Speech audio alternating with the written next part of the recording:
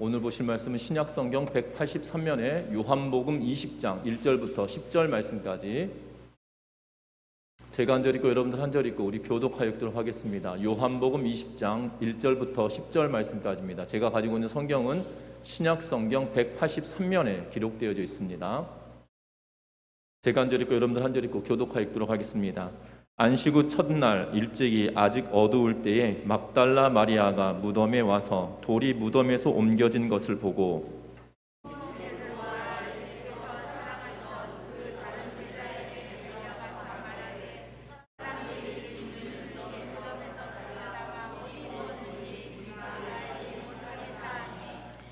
베드로와 그 다른 제자가 나가서 무덤으로 갈새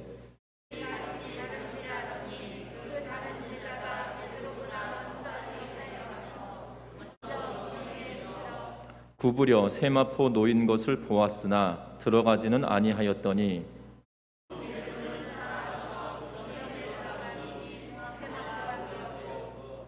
또 머리에 쌌던 수건은 세마포와 함께 놓이지 않고 딴 곳에 쌌던 대로 놓여 있더라.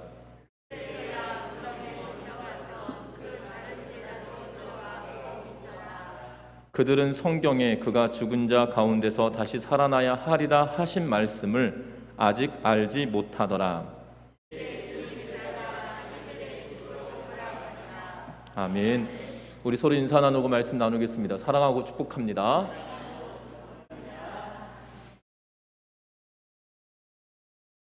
언제나 즐겁고 기쁜 모습으로 특별히 얼굴을 환하게 빛나는 꽃장수 할머니가 계셨다고 합니다. 어느 날 단골 손님이 그 할머니에게 이렇게 물었습니다. 할머니 언제나 즐거워하시는 것 보니 할머니는 걱정 근심이 없으시나 보네요 라고 질문을 했다고 합니다. 그러자 이 할머니가 이렇게 대답했습니다. 천만의 말씀입니다. 나도 사람인데 근심이 없을 수 있겠습니까? 내가 근심이 없다면 아마 공동묘지에 있는 사람일 겁니다 라고 이야기했다고 합니다. 나에게도 고통스러운 일이 있고 짜증난 일이 있고 또한 풀리지 않는 어려움도 있고 걱정거리가 태산입니다.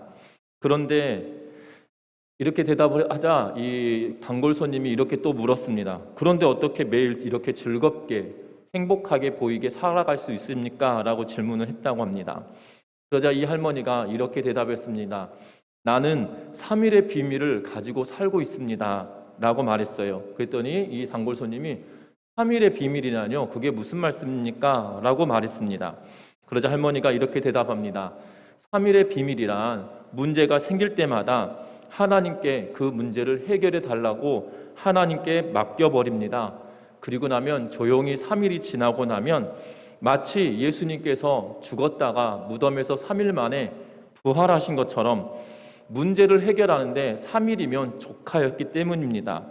때로는 숫자가 3 이상이 될 때도 있지만 그럼에도 예수님의 부활의 원리는 여전히 나와 함께하여서 걱정과 근심의 문제를 하나님께 내맡기면 3일이 지나면 모든 것이 해결하기 때문에 나에게는 언제나 광명이 있고 또한 지금 어려운 문제도 3일 뒤면 해결될 거라는 확신이 있기 때문에 즐거워질 수밖에 없습니다 라고 이 할머니가 이야기했다고 합니다. 여러분들 오늘 아침은 예수님의 부활을 기념하는 부활주일 아침으로 또한 부활주일 기념 예배로 우리가 드리고 있는데요. 특별히 우리 신앙생활의 근간은 바로 예수 그리스도께서 십자가에 죽으시고 또한 부활하신 사건으로 인하여 그것을 믿는 믿음으로 인하여 하나님의 백성된 자들이 하나님께 예배하고 하나님을 경배하는 자리에 참여하게 되어지고 또한 그것이 우리의 신앙의 근간이 되어지는 것을 우리는 분명하게 알고 있습니다. 특별히 오늘 성경 말씀에 보면 부활절 첫날 부활주일 첫 번째 부활주일 아침에 예수님의 빈 무덤에 나갔던 사람들의 증언들을 기록하면서 우리들에게 예수님께서 부활하셨음을 우리들에게 증언하고 있는 그러한 본문의 내용이기도 합니다. 예수님께서 십자가에 못 박혀 죽으셨습니다. 그리고 예수님께서 십자가에 못 박히고 난 이후에 수많은 사람들, 특별히 예수님과 가까웠던 제자들과 그리고 가족들, 그리고 예수님을 따랐던 사람들이 슬픔과 애통함의 시간을 보내고 있게 되었다는 것이지요. 그리고 사흘이 지난 이른 새벽에 주님을 사랑하는 여인들이 무덤을 찾습니다. 그 이전에 예수님의 무덤을 찾는 것이 당연했겠지만 그 전날은 안식일이었기 때문에 쉽게 이 무덤으로 가지 못하는 그러한 상황이었을 걸로 추정이 되어집니다. 그리고 안식일이 지나고 유다 사람들이 안식일에는 1.8km, 2km를 넘어서면 안 되었기 때문에 예수님의 무덤이 사실 정확하게 어디 있는지도 잘 모릅니다. 단지 학자들이 추정하는 것은 여인들이 예수님의 무덤을 다음 날 가지 못했던 이유는 안식일이었기 때문일 거로 추정하고 있기 때문에 안식일에 어디에 이동할 수 없었던 그러한 관례에 따라 그 안식일을 지내고 다음 날 첫 번째 되었던 이 주일에, 부활주일에 예수님의 무덤으로 찾아갔던 걸로 보여집니다. 예수님을 사랑하는 마음으로 향유를 더 부어드리기를 원하였던 마음에 찾아가게 되어지는데 오늘 본문의 내용은 거기서부터 시작이 되어진다는 것입니다. 그래서 오늘 본문의 내용을 통해서 우리가 얻을 수 있는 교훈들을 찾아본다라면 우리가 1절과 2절 말씀 같이 한번 읽어보도록 하겠습니다. 1절과 2절 말씀입니다. 안식 후 첫날 일찍이 아직 어두울 때에 막달라 마리아가 무덤에 와서 돌이 무덤에서 옮겨진 것을 보고 시몬 베드로와 예수께서 사랑하시던 그 다른 제자에게 달려가서 말하되 사람들이 주님을 무덤에서 가져다가 어디 두었는지 우리가 알지 못하겠다 하니. 아멘. 오늘 본문은 막달라 마리아라고 하는 이름만 등장하고 있습니다. 그런데 다른 본문들, 특별히 누가복음을 통해서 보면 막달라 마리아 외에도 몇 명의 여인들이 그와 동행했던 걸로 성경은 이야기합니다. 적어도 3명 이상이 동행했던 걸로 성경은 이야기하고 있는데 그들이 가면서 나눴던 대화는 이것이었습니다. 누가 그 무거운 무덤의 돌을 옮겨줄 수 있을까라는 것이었죠. 여러분들, 우리는 이 장례 문화가 우리의 문화와 이스라엘의 문화가 달랐다는 사실입니다. 우리나라는 전통적으로 어떠한 이 장례 문화를 가지고 있냐면 매장하는 것이 우리의 문화였습니다. 땅을 파고 그곳에 관을 놓고 그리고 흙으로 그 관을 덮어서 봉분을 세우고 그리고 비석을 세우기도 하고 또한 세우지 않기도 하면서 이 봉분을 만드는 것이 우리의 전통적인 장례 방식이었거든요. 그런데 이스라엘은 장례 방식이 그렇게 되지 않고 이스라엘에는 동굴을 만들거나 동굴을 파서 그곳에 간이 침대식으로 또 그 동굴을 파는데 침대식으로 칸을 만듭니다. 그리고 그 침대식으로 칸을 만들어서 그 위에 시신을 놓고 그리고 앞에 큰 돌문으로 막고 열고 하는 것을 보게 됩니다. 그리고 시간이 지나서 뼈만 남게 되어지면 그 뼈를 이렇게 모아서 그 동굴 안에 또 다른 작은 방을 두어서 그 방에다가 뼈를 한꺼번에 모아둡니다. 그리고 또 다른 시신을 그 자리에 또 올려서 이 부패하게 하고 또한 장례를 치를 때쯤 또 뼈가 모여 있으면 그것을 다 모아서 옆에 방에다가 놓아두는 그러한 장례 문화를 가지고 있다라고 말합니다. 그리하기에 무덤에 큰 돌문이 있었다는 거예요. 그 돌문은 사람의 썩는 냄새가 바깥으로 쉽게 나오지 못하도록 든든하고 튼튼한 돌문으로 만들어 놓았던 걸로 보게 되는데 그 돌문을 누가 옮겨줄까라고 하면서 대화를 나누며 갔던 걸로 추정이 되어집니다. 그런데 막달라 마리아와 여인들이 왔을 때 어떻게 되었습니까? 돌문이 열렸고 시신이 없다라고 이야기합니다. 그러면 여러분들 상식적으로 생각하면 어떻게 할 것 같으십니까?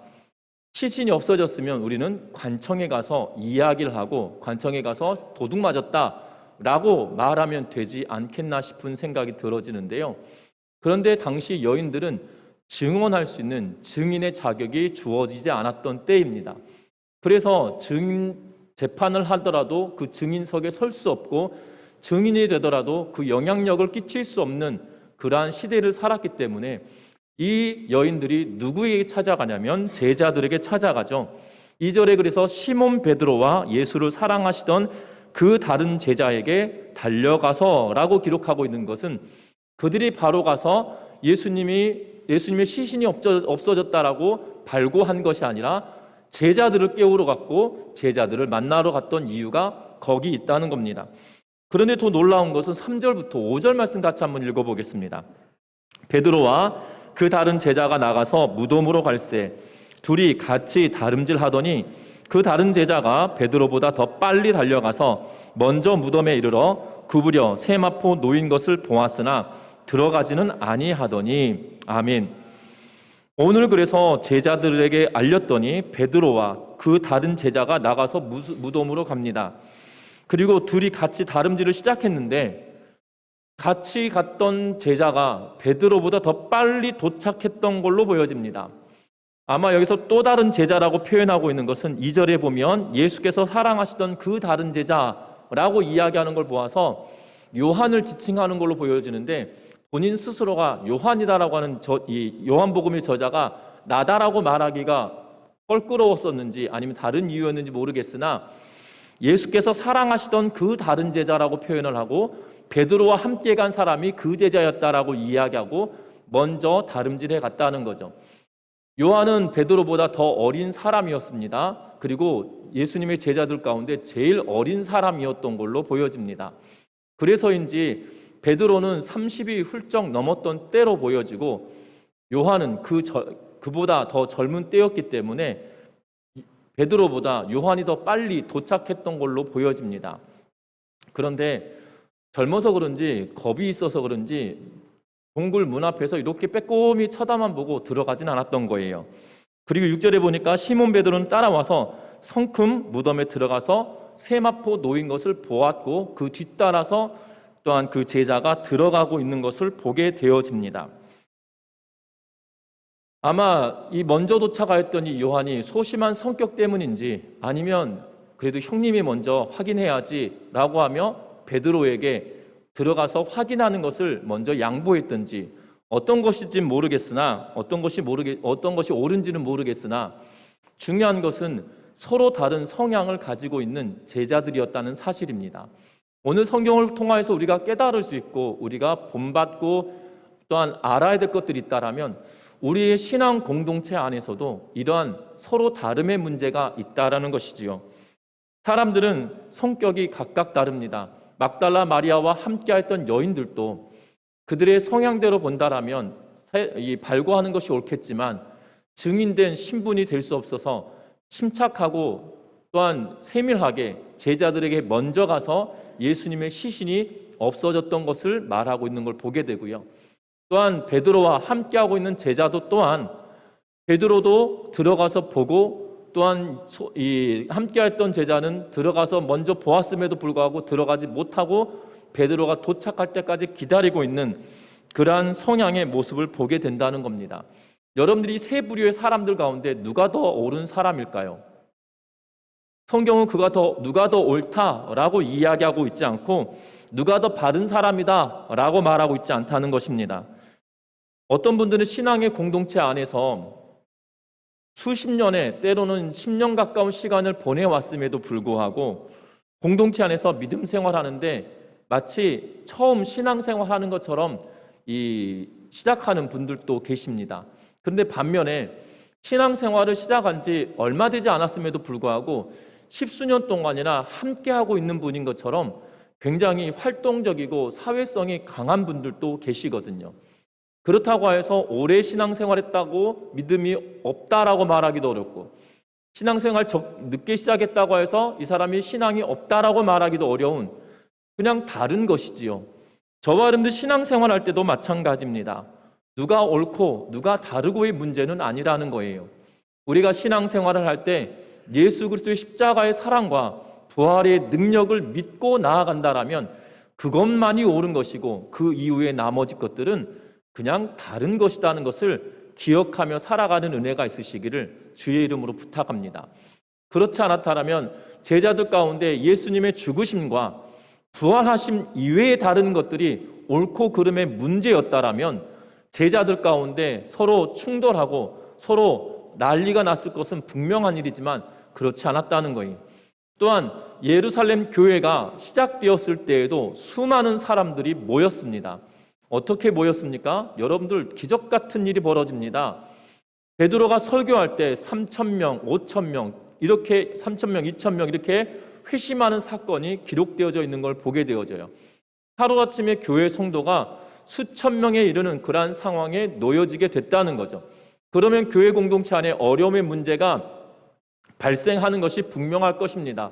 그리고 실제로 마태복음 5장에 보면 어려움의 문제가 시작되어졌음을 이야기하고 있는 것을 보게 되고 6장에 와서는 그래서 집사들을 뽑고 있는 그러한 모습을 성경은 이야기하고 있다는 거죠. 여러분들 기억할 것은 교회 공동체 안에서는 성경의 말씀 이외의 것들은 옳고 그름의 문제가 아니라 다름의 문제이기에 받아들이고 이해하고 또한 격려할 수 있는 은혜가 있으시기를 주의 이름으로 부탁합니다. 어떤 분이 이렇게 말을 하시더라고요. 나는 며느리를 딸처럼 생각해라고 말하지만 그런데 그분의 행동은 딸하고 며느리하고는 천지 차이입니다. 예. 또 사위와 아들을 같이 생각한다라고 말하지만 아들과 사위는 천지 차이거든요. 그런데 같다라고 말하지 않고 다르지만 같이 여긴다라고 한다면 그분의 말은 정확할 거고 그분의 행동은 옳을 것입니다. 그런데 사위를 아들과 같이 여긴다라고 말함에도 불구하고 행동이 그렇지 않는다라면 아무런 의미가 없는 것이잖아요. 신앙생활도 마찬가지인 것 같아요. 서로 다름을 인정하고 서로 귀하게 여긴다라면 복된 일일 것이지요. 그런데 똑같다라고 말해놓고 행동이 달라진다라면 그것은 신앙생활의 이 걸림돌만 된다는 것을 기억하면서 믿음으로 서로를 받아들이는 은혜가 있으시기를 주의 이름으로 부탁드립니다. 베드로는 성격이 급하다라고 알려져 있습니다. 또한 사도 요한도 성격이 급한 사람이어서 오죽하였으면 우레의 아들, 번개의 아들이라고 이야기할 만큼 그의 성격이 보통이 아니었을 걸로 보여지는데 그럼에도 불구하고 그들은 복음을 위하여 하나 되어졌을 뿐만 아니라 복음을 위하여 온전하게 하나님께 내어준 바 된 그러한 자들이었다는 걸 기억하면서 저와 여러분들도 빈 무덤 앞에 서 있는 제자들은 분명히 다른 양태를 가지고 있지만 그들이 하나 되어 주의 나라를 위하여 애썼던 것처럼 우리 전미중학교의 모든 성도님들도 각각의 다름을 인정하면서 주의 나라를 위하여 헌신하며 수고하는 믿음의 동역자들 되시기를 주의 이름으로 부탁드립니다. 부활하신 주님을 만나고 싶은 열망은 각각 똑같았을 것입니다.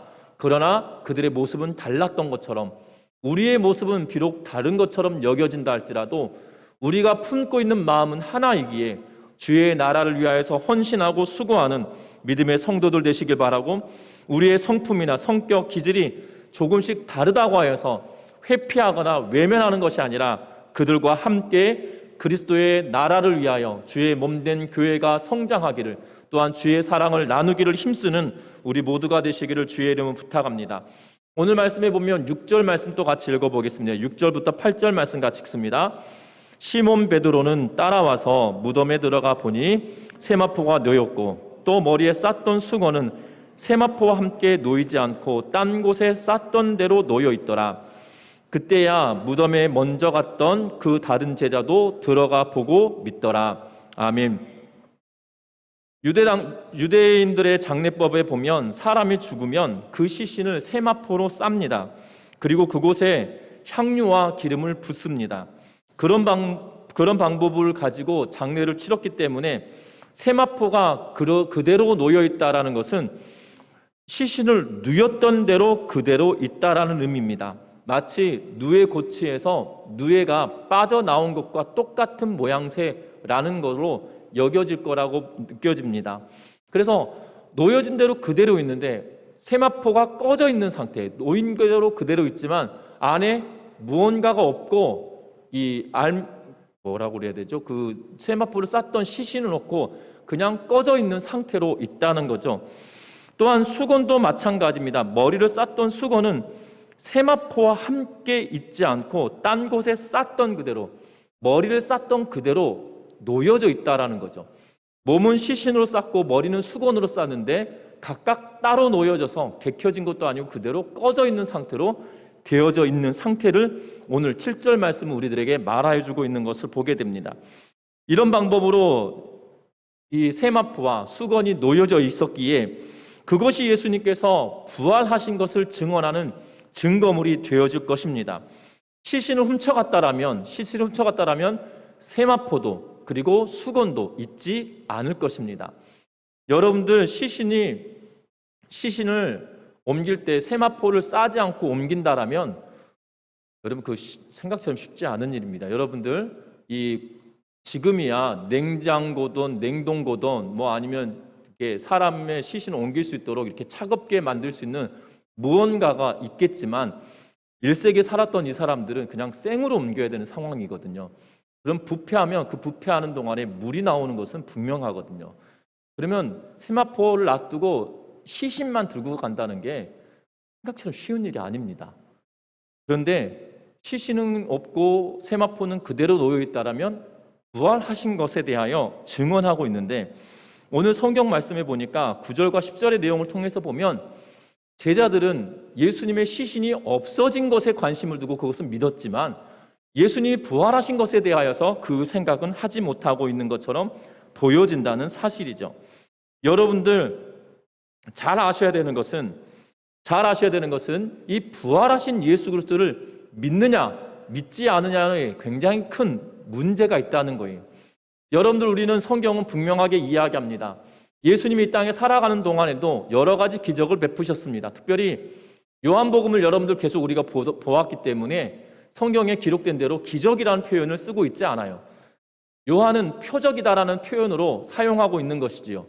표적이란 말은 무엇이냐면 그 기적의 사건을 통하여 무언가를 나타내고자 원하는 그 단어가 바로 표적이라는 단어를 쓰고 있습니다. 여러분들 차를 타거나 여러분들 이 농기계를 운전해 가실 때에 우리가 지켜야 될 것들이 있지요. 그것이 무엇이냐면 교통 신호들을 분명하게 지켜야 합니다. 파란불이 아니 녹색불이죠. 제가 초등학교 다닐 때는 빨간색, 파란색, 노란색이었는데 신호등 색깔이 어느 순간 빨간색, 초록색, 노란색으로 바뀌어가지고 제 딸들한테 빨간색, 파란색, 노란색 이랬더니 아빠 무슨 파란색이에요? 녹색이에요 이러더라고요. 녹색불이 들어오면 진행할 수 있고 빨간불이 들어오면 어떻게 해야 됩니까? 멈춰서야 되거든요. 횡단보도를 건너는 분들도 마찬가지죠. 빨간불이 횡단 신호에 들어와 있으면 어떻게 해야 됩니까? 멈춰 있어야 되고 녹색불이 들어오면 건너갈 수 있는 것, 이것이 교통 사인이지 않습니까? 그런데 이것을 무시하면 문제가 생기는 거죠.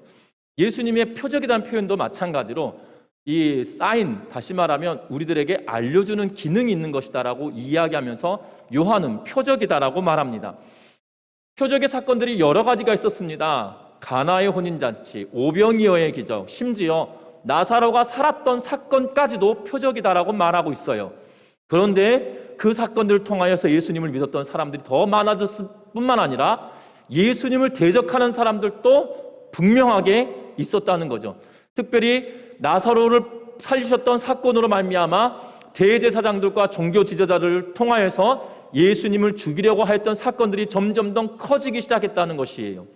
그리고 예수님이 예루살렘으로 마지막 올라오실 때는 정점에 치달았던 것을 보게 됩니다.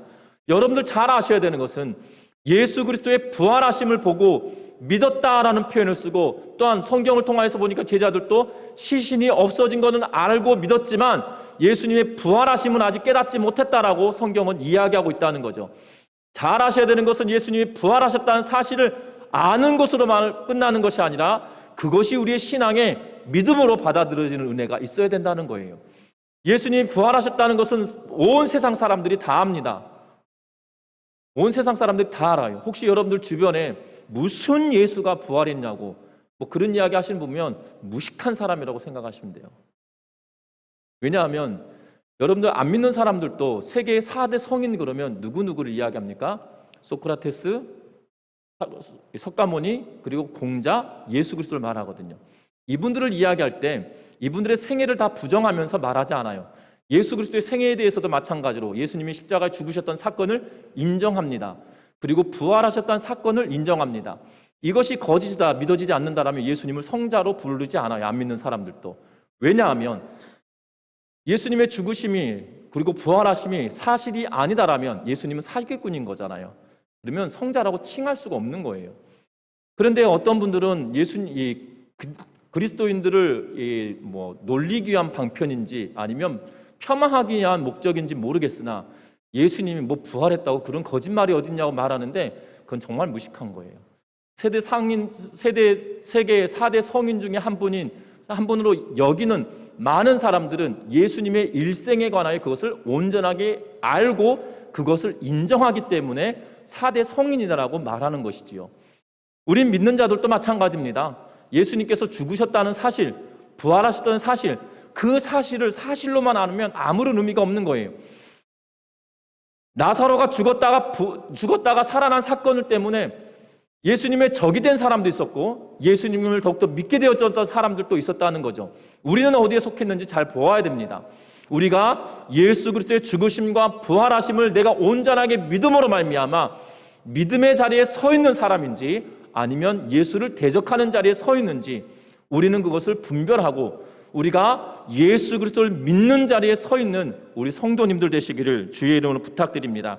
예수님은 분명히 강한 표적과 능력으로 이 땅에 오셨지만 중요한 것은 우리를 위하여 십자가에 죽으시고 부활하신 그 사건으로 인하여서 우리가 하나님의 자녀되고 하나님의 백성 되었다는 거죠. 그것을 믿음으로 말미암아 우리가 하나님의 자녀 되었다는 것이에요. 그 믿음이 우리에게 온전하게 여겨지고 그 믿음이 굳건하게 세워져가는 우리 전미중학교의 모든 성도님들 되시기를 주의 이름 부탁합니다. 그 믿음이 온전하게 이루어져 가기 위해서는 우리가 기억할 것은 하나님을 인격적으로 만나야 된다는 사실이에요. 그러면 우리가 인격적으로 하나님을 어떻게 만날 수 있는 것일까요?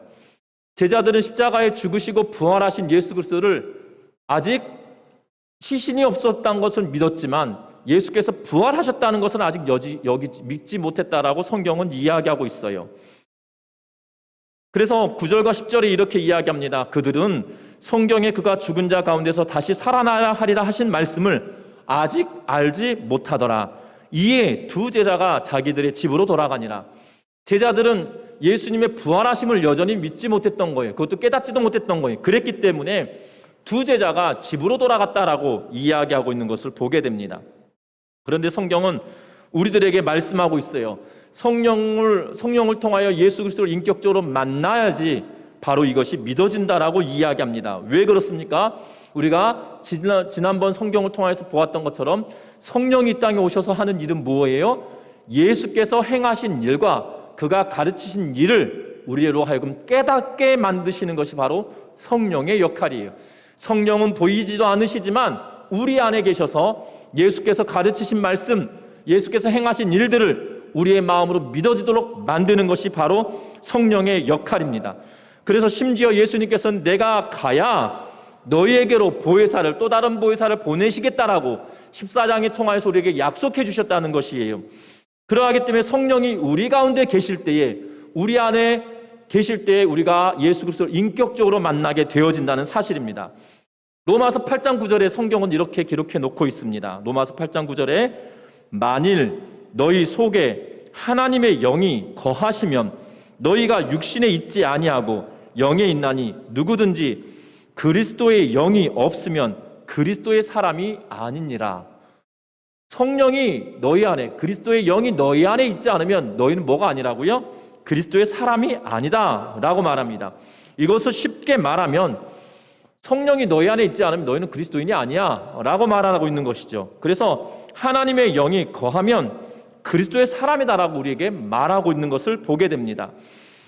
성령이 우리 안에 계실 때에 우리가 그리스도인으로, 하나님의 백성으로 살아가게 된다는 겁니다.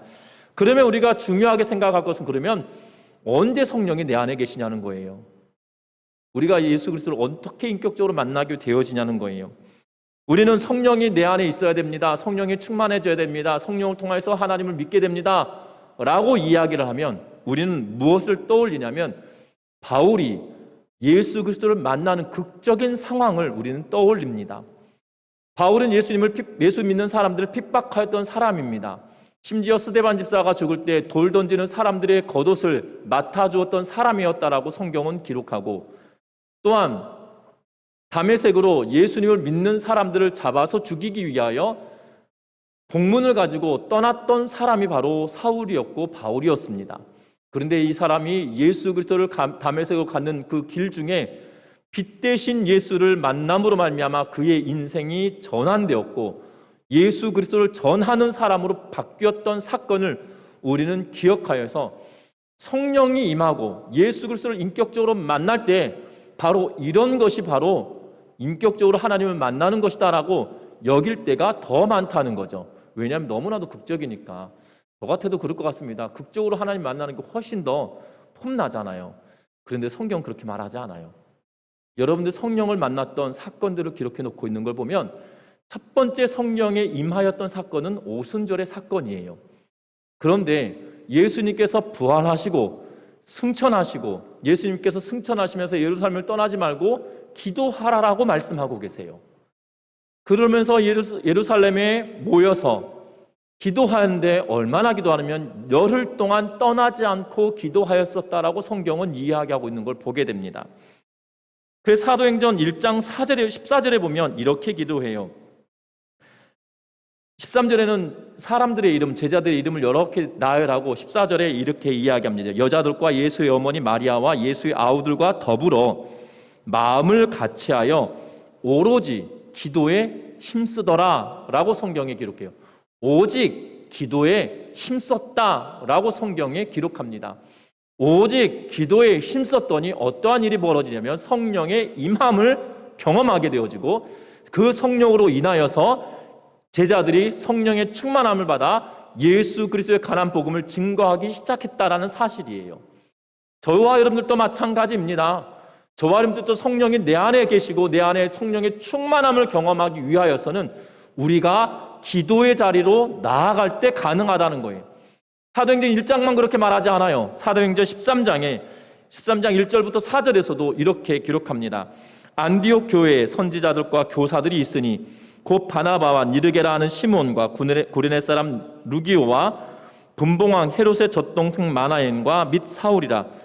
주를 섬겨 금식할 때 성령이 이르시되 내가 불러 시키는 일을 위하여 바나바와 사울을 따로 세우라 하시니 이에 금식하며 기도하고 두 사람에게 안수하여 보내니라. 두 사람이 성령의 보내심을 받아 실루기아에 내려가 거기서 배를 타고 구브로에 가서라고 성경에 기록합니다. 이 1절부터 4절 말씀을 통해서 보면 예배소 안디옥 교회가 적어도 2번 이상의 금식 기도를 하고 있어요. 특별히 결정을 하기 위해서 교회가 금식하며 기도하기 시작합니다. 그랬더니 성령이 교회에게 말씀하세요. 뭐라고 말합니까? 바나바와 사울을 따로 세워라 라고 이야기하고 나서 그것 때문에 교회가 다시금 금식하며 기도하고 그들을 선교사로 파송하는 일로 결정하고 있는 것을 보게 되죠. 여기서 보면 성령이 말씀하셨다, 성령이 임하셨다라는 표현을 쓰고 있는데요. 중요한 것은 기도의 자리에 그들이 있을 때의 성령의 임함과 성령의 말씀하심을 듣게 되어졌다라고 성경은 이야기하고 있다는 거예요. 우리는 기억해야 합니다. 무엇을 기억해야 되냐면 내 안에 성령이 충만함을 경험하기 위하여서는 바로 기도의 자리로 나와서 기도할 때 우리가 하나님의 은혜와 성령의 역사하심을 체험하게 되어진다는 거예요.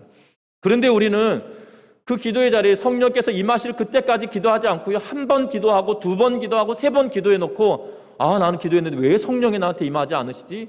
왜 성령이 나에게 충만하지 않지? 왜 나에게 그런 확신한 믿음이 없지? 라고 말하는 분들이 계세요. 아니에요.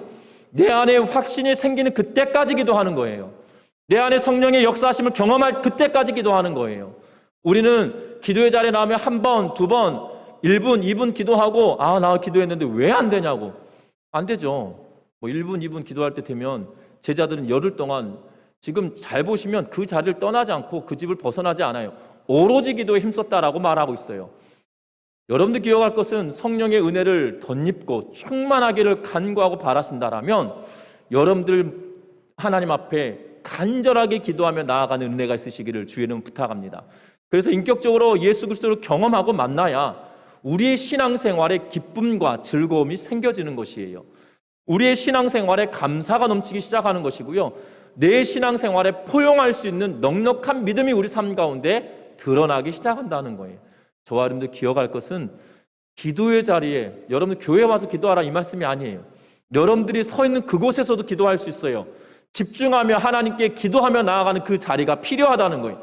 기도의 자리가 여러분들에게 있지 않으면 성령이 내 안에 충만함을 경험하고 예수 그리스도를 인격적으로 만나는 일에 어렵다는 것을 기억하면서 우리가 기도의 자리를 세워가고 만들어가는 은혜가 있으시기를 주의 이름으로 부탁합니다. 말씀을 맺으려고 합니다. 부활의 신앙은 우리에게 영원한 소망입니다. 부활하신 예수 그리스도를 믿고 살아가는 것만이 우리에게 유일한 살 길이라는 것이에요. 예수 그리스도 이외에 다른 것이 우리의 살 길이다라면 우리는 세상 가운데 살고 있는 사람이다라는 생각이 들어집니다.